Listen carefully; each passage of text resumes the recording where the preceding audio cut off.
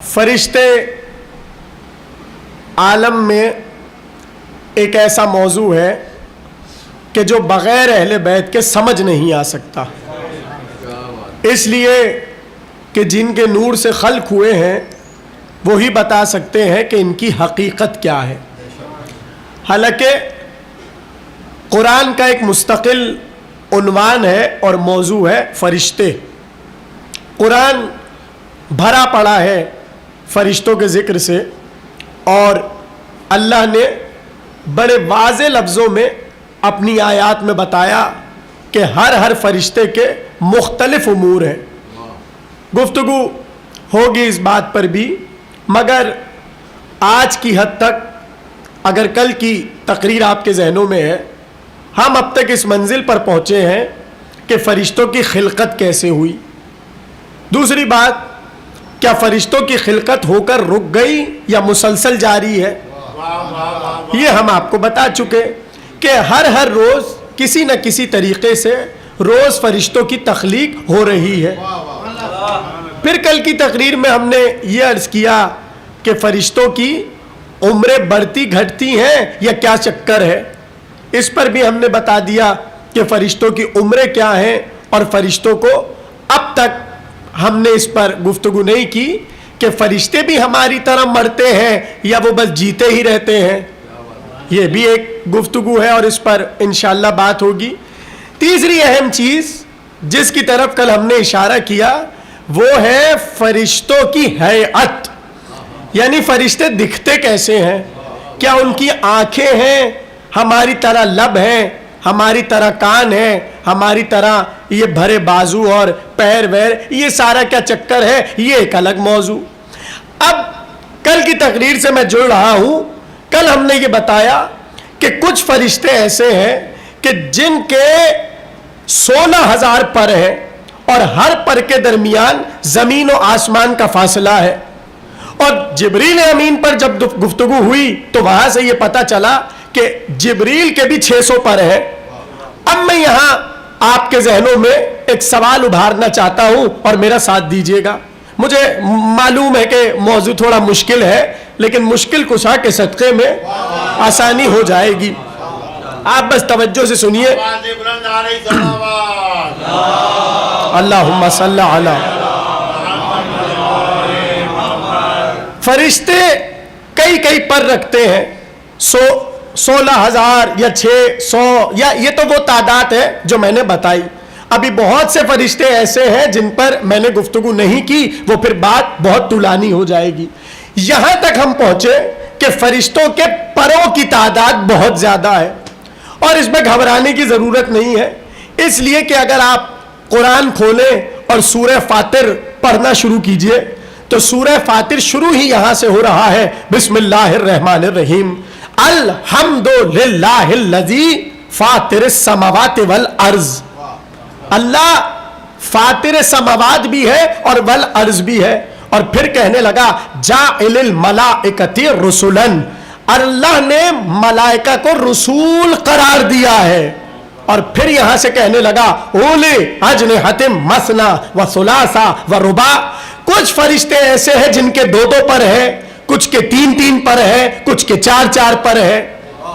یعنی یہ تصور جو چلا آ رہا ہے کہ فرشتوں کے فقط 2 پر ہیں، یہ تو خود قرآن کے خلاف ہے۔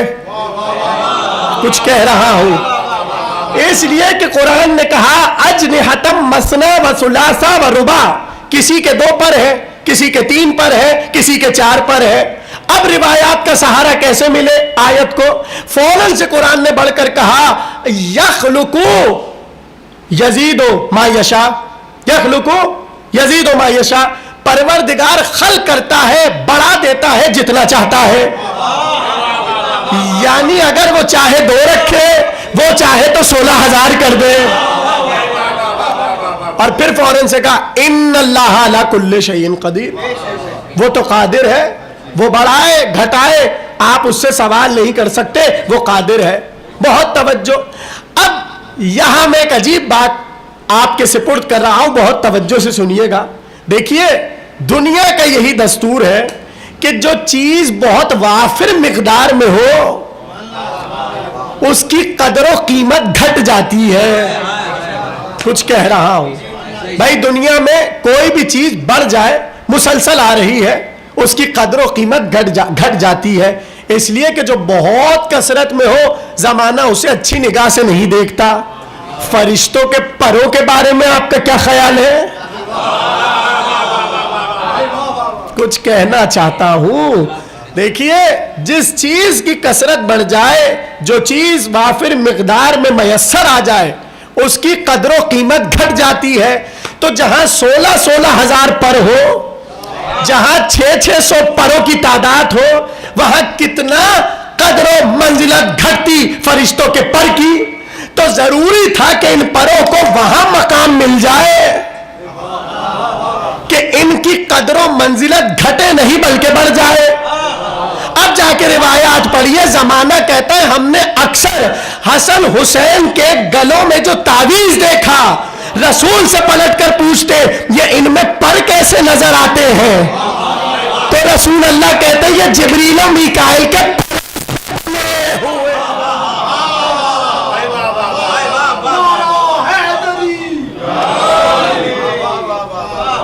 سمجھے بات کو. میں کیا کہہ رہا ہوں, جو چیز وافر مقدار میں ہو جائے, اب یہ نہ سمجھیے گا کہ معاذ اللہ جبریل کے پر حسنین کی حفاظت کر رہے ہیں. کچھ کہہ رہا ہوں سمجھیے. ارے جن کا ہونا پوری کائنات کی حفاظت کر رہا ہو. تو یہاں پر چونکہ یہ بات تھی کہ جس چیز کی کثرت بڑھ جائے اسے اچھی نگاہ سے نہیں دیکھا جاتا, اس کی قدر و منزلت گھٹ جاتی ہے. آگے کا تو جملہ اور خطرناک ہے اور پتہ نہیں آپ کیسے سنیں گے. ابو حمزہ سمالی کہتے ہیں میں داخل ہوا امام زین العابدین کے گھر میں, اللہم صلی علی, جیسے میں داخل ہوا امام نے کہا اے ابا حمزہ ذرا باہر ہی ٹھہرو. حمزہ کہتے ہیں میں باہر رک گیا. تھوڑی دیر بعد امام نے صدا دی آؤ اندر آ جاؤ. ابو حمزہ سمالی کہتے ہیں میں جیسے ہی اندر داخل ہوا تو میں نے دیکھا امام پردے کے پیچھے, میری طرف دیکھیے, پردے کے پیچھے ایسے مٹھی بھر کر کوئی شے دے رہے تھے. جیسے امام دے چکے اور ہاتھ کو باہر کیا, میں نے پلٹ کر سوال کیا فرزند رسول یہ آپ مٹھی میں بند کر کے اندر کیا پیش کر رہے تھے؟ امام نے کہا فرشتوں کے پر. سمجھے, امام نے کہا فرشتوں کے پر. کیا کہا فرشتوں کے؟ جو چیز زیادہ مقدار میں ہو اس کے عز و شرف میں کمی آ جاتی ہے. امام نے کہا یہ ہم نے فرشتوں کے پر دیے ہیں اس لیے کہ ابھی یہاں پر فرشتے بیٹھے ہوئے تھے, تو جو ان کے پر یہاں رہ گئے وہ ہم نے اکٹھا کر کے اندر دے دیے. ابو حمزہ نے کہا مولا پھر ان پروں کا ہوگا کیا؟ کہا ان پروں سے ہمارے بچوں کے چادریں بنائی جاتی ہیں, بچھونے بنائے جاتے ہیں.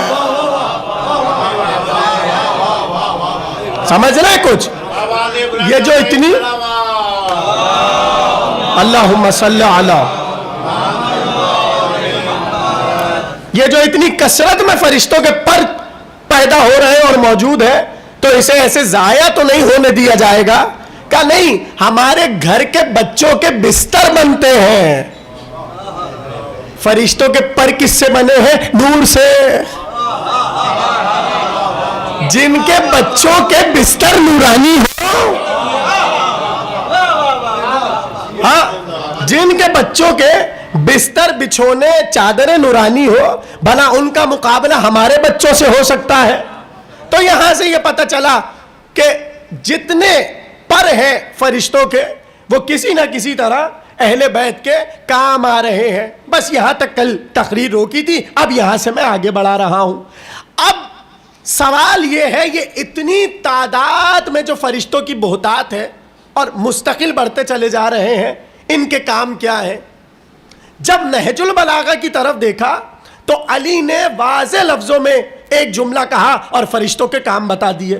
علی نے کہا منہم سجود لا یرکعون ومنہم رکوع لا ینتصبون. توجہ, علی نے کہا جو سجدہ کرتے ہیں وہ رکوع نہیں کرتے, جو رکوع کرتے ہیں وہ قیام نہیں کرتے. یعنی کیسے کیٹیگرائز کر دیا علی نے کہ ہر فرشتے کا ایک مستقل کام ہے. تو پھر تسبیح کہاں گئی؟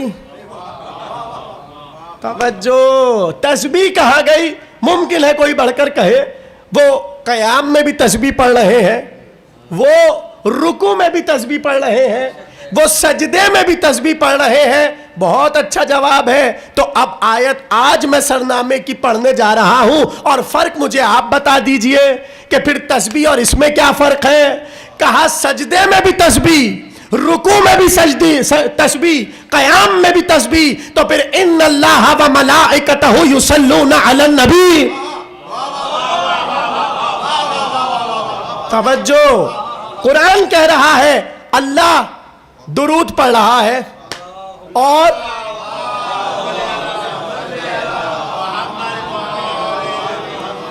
مجھے معلوم ہے موضوع مشکل ہے، لیکن آپ میرا ساتھ دیتے رہیے، مجھے کسی نتیجے تک پہنچانا ہے.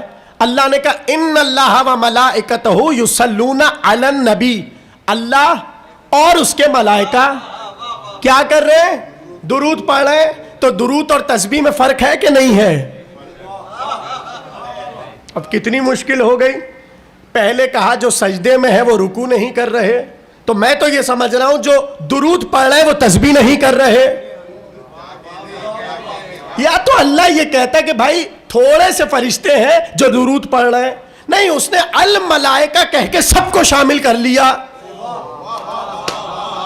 ہر ملک نبی پر نہیں. اب یہاں بھی ایک بات سنیے، نبی پر نہیں، النبی پر درود پڑھ رہے ہیں.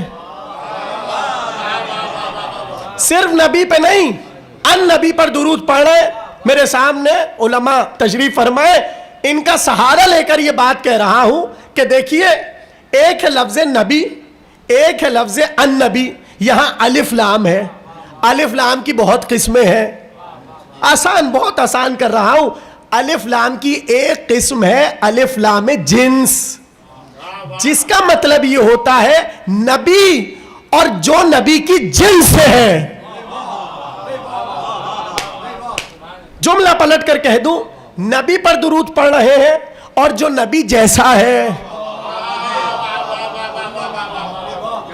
آپ مجھ سے سوال کیجئے بڑھ کر، یہ کیسے ہو سکتا ہے کہ ان نبی میں جو الف لام لگا اسے ہم جنس مراد لیں، یعنی نبی اور نبی جیسے.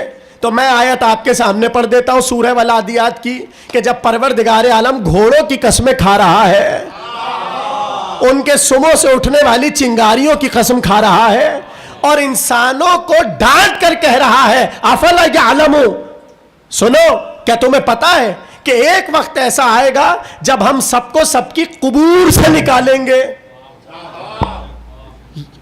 سب کو ان کی قبروں سے نکالیں گے.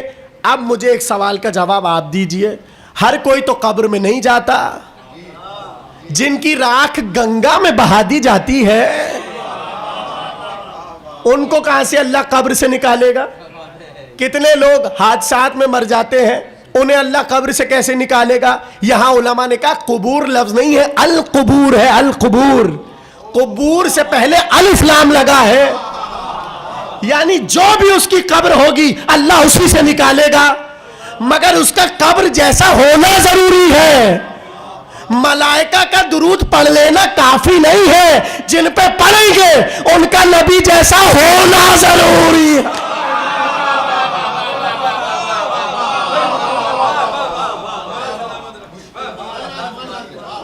بات میں کہہ رہا ہوں بہت مشکل ہے، میں تو بہت آسان کر کے آپ تک پہنچا رہا ہوں. آئیے پھر اسی بات پر.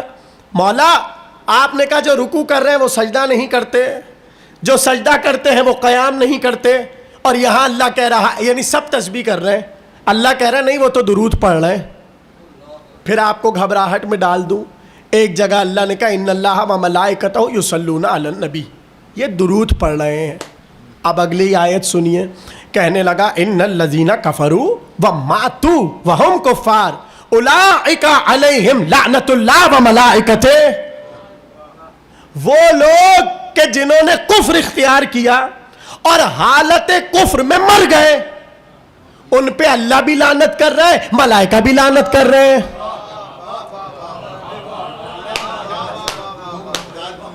ہاں، تسبیح کہاں گئی؟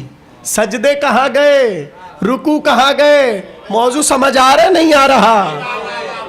فرشتگان الہی پہلے ذرا یہ تو سمجھیے, تو پھر اہل بیت کی خدمت بتائیں گے ان کی جو ہے. اللہ سوال یہ ہے کہ پہلے تو نے کہا یہ درود پڑھ رہے, پھر تو کہہ رہا ہے یہ لعنت کر رہے ہیں. اچھا اس آیت کے بھی ذرا ایک معاملہ سن لیجئے تاکہ آپ کو لطف آ جائے.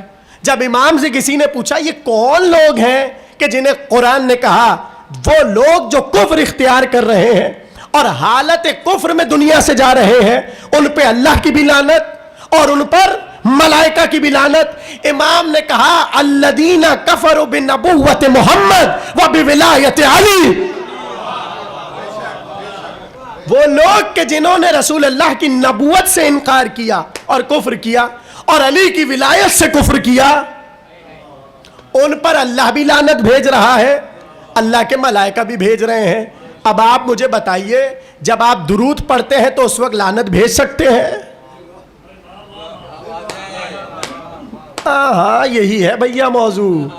اور جب آپ لعنت بھیجتے ہیں تو اس وقت درود نہیں پڑھ سکتے. یہی تو تصور تولا و تبرہ ہے.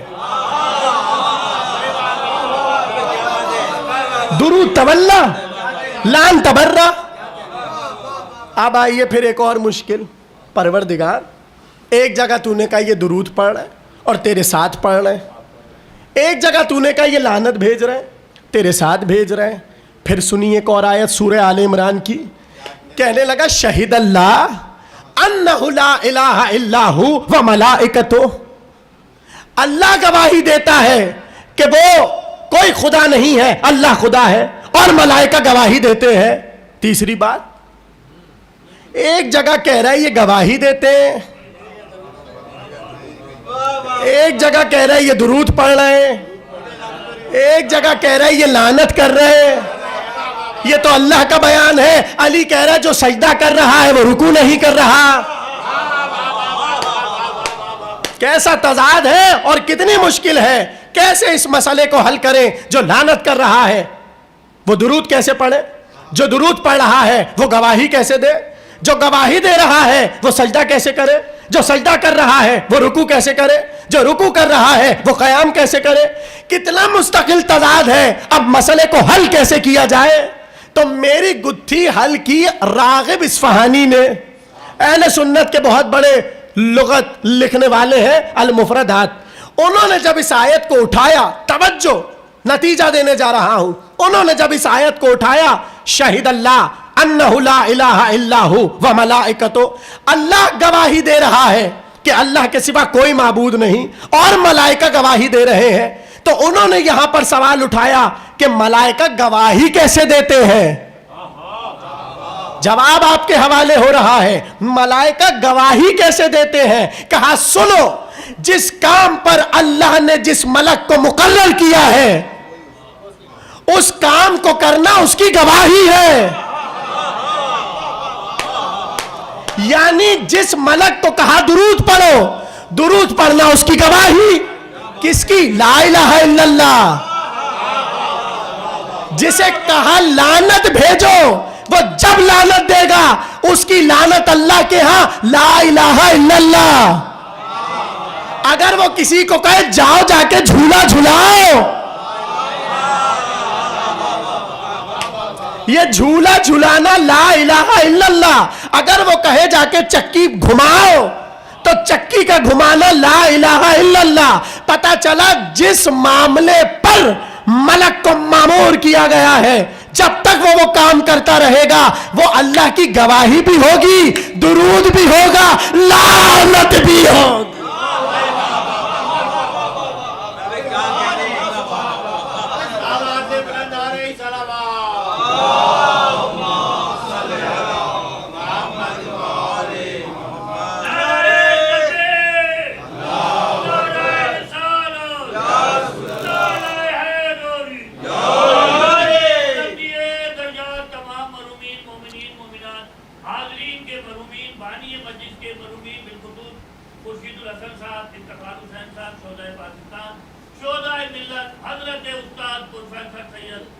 جعفر زیدی اللہ مقامہ علامہ تعلیم جوہری ڈاکٹر مولانا عنایت حسین جلالی صاحب پروفیسر تقی حاجی شہید حضرت علامہ ڈاکٹر سید ضمیر اختر نقوی علی اللہ مقامہ باوال بلند نعرہ صلوات اللہم صلی علی توجہ کر رہے ہیں آپ؟ تو یعنی اگر یہ درود پڑھیں تو اب یہاں پہ پھر ایک اور بات ہے.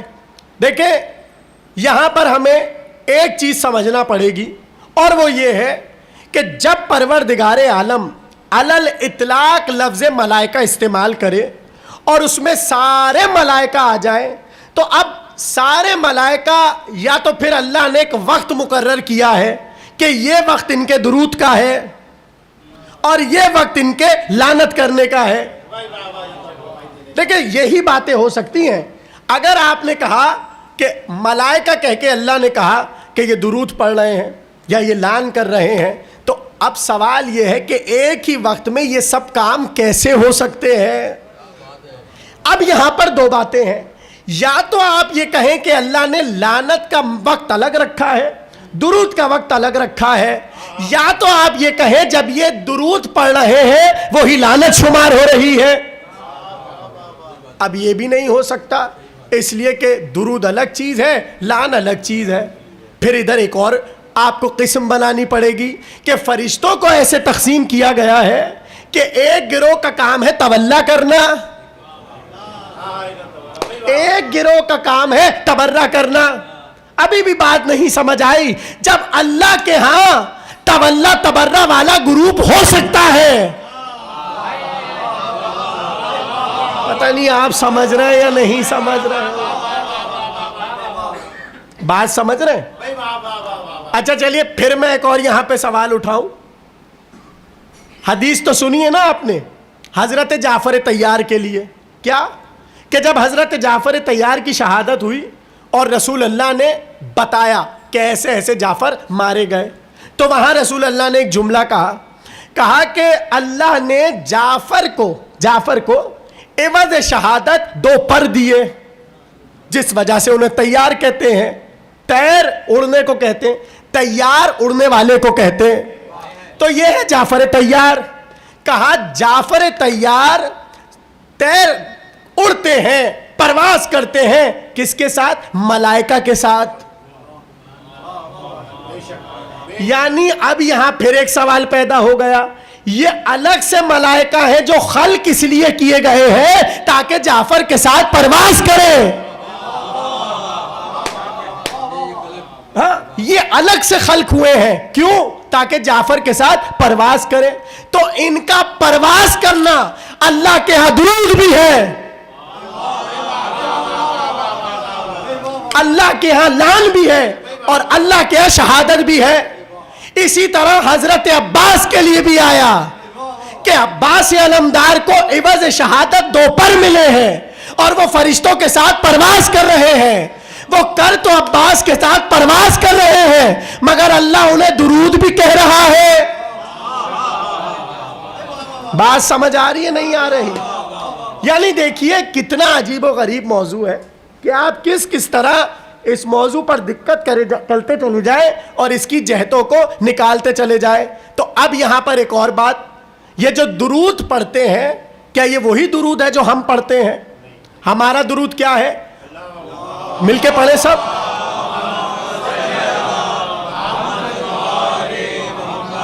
یہ ہے ہمارا درود. تو کیا فرشتے بھی یہی کرتے ہیں؟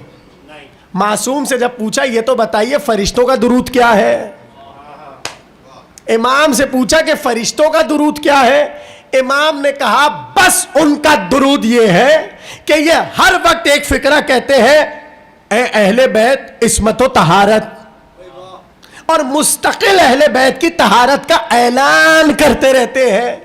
یہاں ان کا اعلان ہوتا ہے, اللہ اسے درود لکھتا ہے.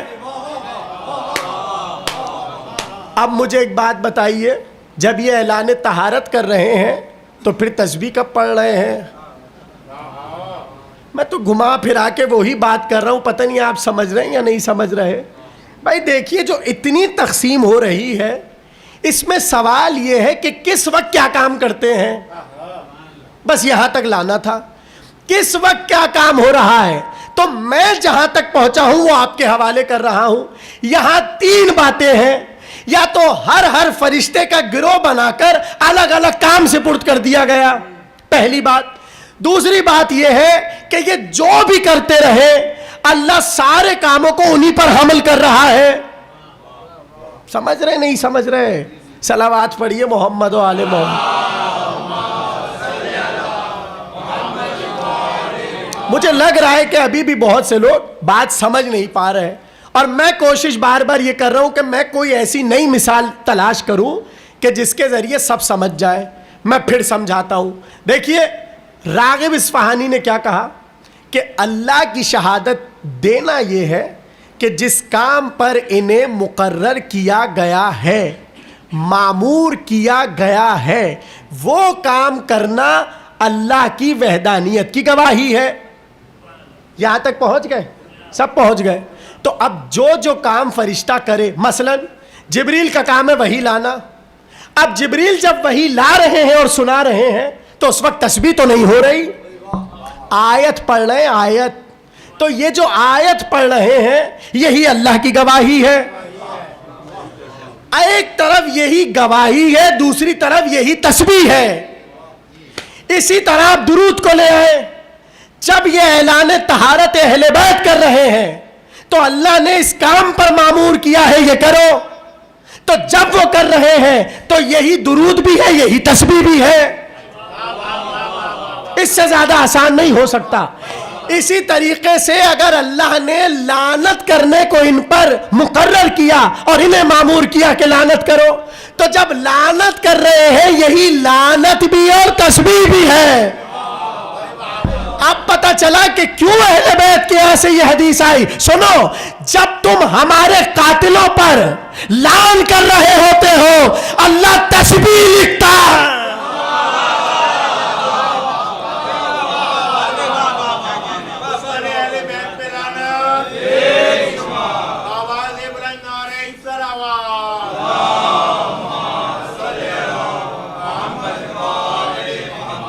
بس تمام ہو گئی تقریر. اب میں اسی بات کو آپ کو ایک واقعے کے ذریعے سمجھاتا ہوں اور بس تقریر تمام.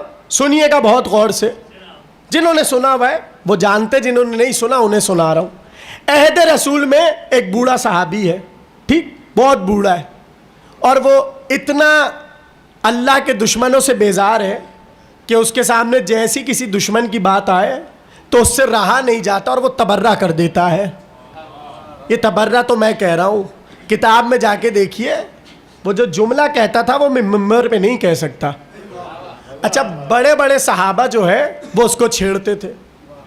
ہاں یہ ہیں جملے ہیں، چھیڑتے تھے. وہ بیچارے بوڑھے صحابی جیسی باہر آئے مسجد نبوی سے، سب نے ان کا ریکارڈ لگانا شروع کر دیا. اب جیسے انہوں نے بولا، یہ تو ویسے ہی اللہ کے دشمن سے خار کھاتے تھے اور تپے رہتے تھے، یہ فوراً سے الٹے سیدھے جملے، اور کس طرح میں آپ کو سمجھاؤں، گالیاں بکنے لگ جاتے تھے. یہ ان کی عادت تھی. بس تمام ہو رہی ہے تقریر. ایک دن مسجد نبوی میں نماز ہو رہی تھی. رسول اللہ نماز پڑھا رہے تھے اور یہ پیچھے نماز پڑھ رہے تھے. ایسے میں رسول اللہ نے آیت پڑھی سورہ والنازعات کی، جس میں فرعون کا فقرہ ہے، انا ربکم الاعلی، میں رب اعلیٰ ہوں. اب جیسی نام فرعون آیا،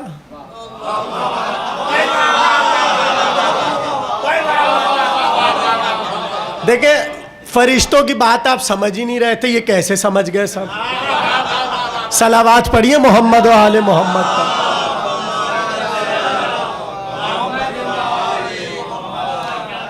یہ مجھے پڑھنا نہیں تھا، چونکہ اب فرشتوں کی باتیں آپ کے یہاں سے گزر رہی تھی. کیا باتیں کر رہے ہیں، یہ کون سی باتیں ہو رہی ہیں؟ تو میں آپ ہی کی طرح کا ایک بندہ لے آیا تاکہ آپ کو مثال سمجھ آئے، تو پھر وہ بات سمجھ آئے جو میں کہہ رہا ہوں. توجہ. جیسے رسول اللہ نے آیت پڑھی انا ربکم الاعلی، اب اس کی تو عادت تھی جیسے ہی دشمن خدا کا نام آئے گالی بکنا ہے، اس نے بک دی. اب رسول اللہ کی نماز مکمل ہوئی، سارے اصحاب چڑھائی کرنے کھڑے ہو گئے. تمہیں شرم نہیں آتی؟ رسول اللہ آگے کھڑے، تم گالیاں بک رہے ہو، تم یہ کر رہے ہو، وہ کر رہے ہو. اب ہر ایک اسے گھیرا، جس کے منہ میں جو آ رہا ہے وہ بولے جا رہا ہے. اب وہ بیچارہ خاموشی سے گردن کو جھکائے کھڑا ہے. کیا بولیں کیا بحث کریں. ایسے میں پھر اللہ نے فرشتے کو بھیج دیا.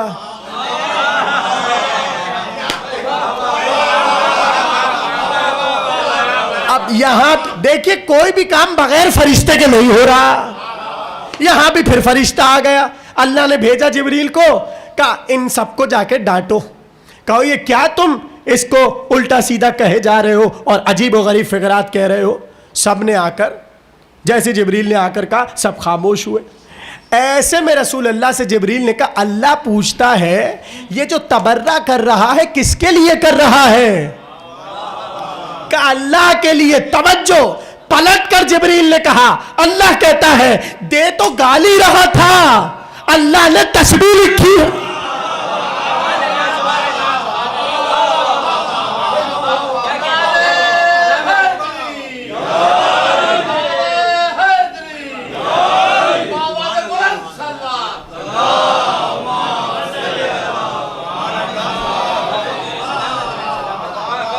بس تمام ہو گئی تقریر.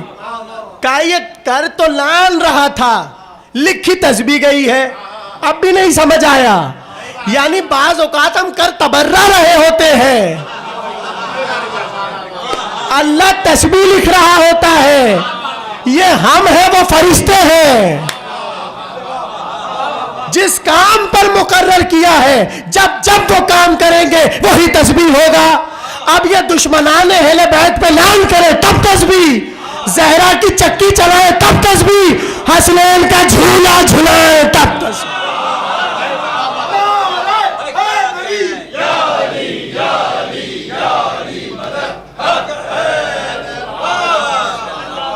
آ گئی بات سمجھ میں؟ یعنی اب اس کانسیپٹ کو سمجھیے کہ جو علی نے کہا رکون لا ینتسبون, سجود لا یرکعون, جو سجدہ کرتے ہیں وہ رکوع نہیں کرتے, جو رکوع کرتے ہیں وہ قیام نہیں کرتے. اسی کو اللہ نے بتایا. کچھ تو میں کہہ رہا ہوں, اللہ نے کہا ملائکہ لعن کر رہے ہیں, اللہ نے کہا ملائکہ شہادت دے رہے ہیں, اللہ نے کہا ملائکہ درود پڑھ رہے ہیں.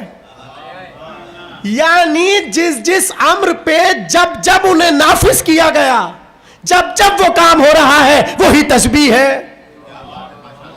تو اب یہ جتنے ملائکہ ہیں, یہ جو آخری جملہ ہے تقریر کا, یہ جو کریں گے وہ کیا کہلائے گا؟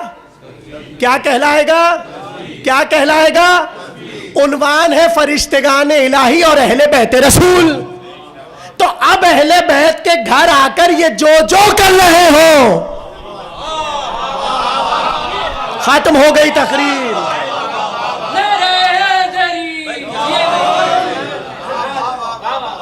یہ ہے عنوان ہمارا کہ اہل بیت کی جو خدمت ہو رہی ہے ملائکہ کے حوالے سے, یہی ان کی تسبیح ہے, یہی ان کی تقدیس ہے اور یہی ان کا سب کچھ ہے. اس پہ ہم کریں گے تقریر. آج کی حد تک 4 تقریریں ملا کے تمہید ہو گئی. کل یہاں سے بڑھیں گے کہ یہ کیسے خدمت کرتے ہیں. تو موضوع کیسا لگا آپ لوگوں کو؟ فرشتگان الہی اور اہل بیت رسول.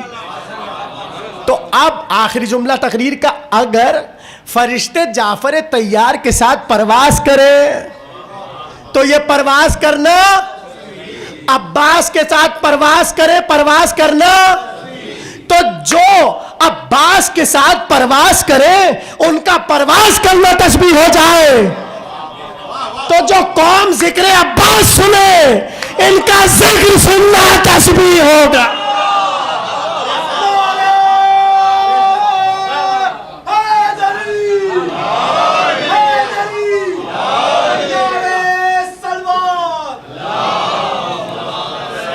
اللہم صلی علی.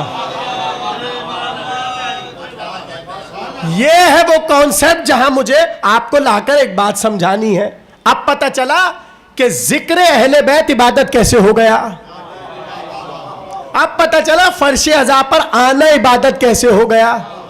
مگر یہاں بھی آپ کی خوش نصیبی ہے, اس لیے کہ جہاں بہت سی روایات ہیں وہاں ایک روایت یہ ہے کہ جیسے ہی فرش بچتا ہے تو اللہ ایک گروہ کو بھیجتا ہے ملائکہ کے. کیوں؟ اس ذکر میں شامل ہونے کے لیے.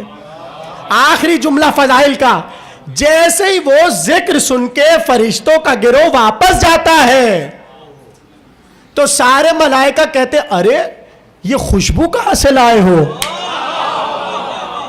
آخری جملہ تقریر کا، سارے ملائکہ انہیں پکڑ پکڑ کر پوچھتے یہ خوشبو کہاں سے لائے ہو؟ تو وہ بتاتے ہم تو حسین کی مجلس میں گئے تھے۔ تو اس وقت جب سارے ملائکہ سنتے ہیں اس وقت سے وہ بس ایک کام شروع کر دیتے، پروردگار مجلس میں بھیج دے، پروردگار مجلس میں بھیج دے۔ ارے تمہیں تسبیح کے لیے بنایا تھا، یہ مجلس میں جانے کی تمنا۔